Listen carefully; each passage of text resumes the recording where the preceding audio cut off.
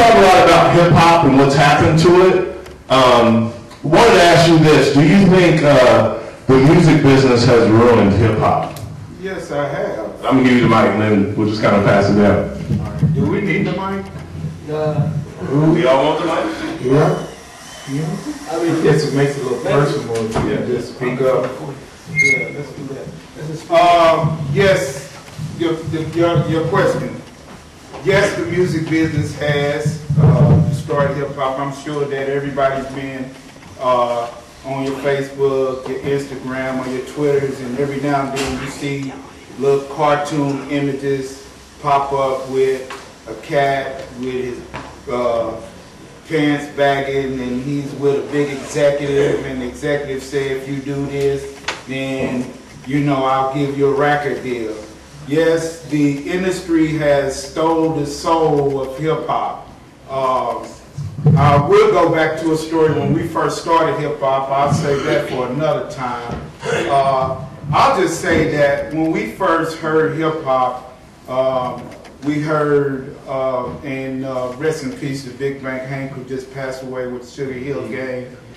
We come from that era of hip hop, and in that era of hip hop, it was all about, the culture was, dancing, the culture was DJing, the lyrics was all about their block, their look, what they got on, their style and everything. And during that time, all those kids were in school. Everybody was battling, they were in college, and they were a part of a greater good. Now, the struggle has changed. It's more poverty.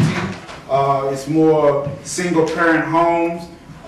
There's not good role models or examples for the children that are in the hood. So they're getting it how they live. They're getting it by what they see. And they're not seeing a generation past who were pushing kids to go to college, to get degrees, to get financial stability, to start a business, to raise a family. So it went from that kind of thing to what we see right now. And yes, the industry, the music industry stole that. And the robbery happened, in my opinion, the robbery happened doing Tupac and Biggie.